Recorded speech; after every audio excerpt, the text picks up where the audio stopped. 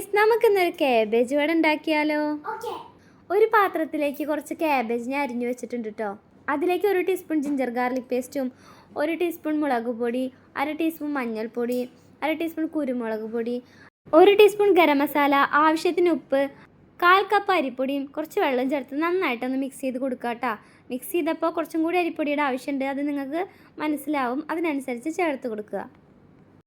ഒരു ചട്ടി വെച്ച് എണ്ണ ചൂടായതിന് ശേഷം കുറച്ച് വേപ്പിലിടുക. എന്നിട്ട് ഒരു സ്പൂൺ വെച്ചോ അല്ലെങ്കിൽ കൈ വെച്ചോ നിങ്ങളുടെ ഇഷ്ടമുള്ള ഷേപ്പിൽ നമുക്ക് അത് വെച്ച് കൊടുക്കാം കേട്ടോ. ഒരു സൈഡ് ഫ്രൈ ആയതിന് ശേഷം നമുക്ക് മെല്ലെ മറിച്ചിടാം, കരിയരുത്. അങ്ങനെ നന്നായിട്ട് 2 ഭാഗം ഫ്രൈ ആയിട്ട് വന്നിട്ടുണ്ട്. അതിന് വെളിച്ചെണ്ണയിൽ നിന്ന് കോരിയെടുക്കാം കേട്ടോ.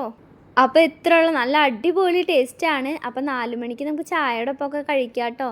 കുട്ടികൾക്കും മുതിർന്നവർക്കൊക്കെ ഒരുപോലെ ഇഷ്ടമാവുന്ന അടിപൊളി സ്നാക്കാണ് കേട്ടോ. അപ്പോൾ അടുത്ത വീഡിയോയിൽ വേറെ റെസിപ്പി ആയിട്ട് വരാം. അതുവരേക്കും ബൈ ബൈ.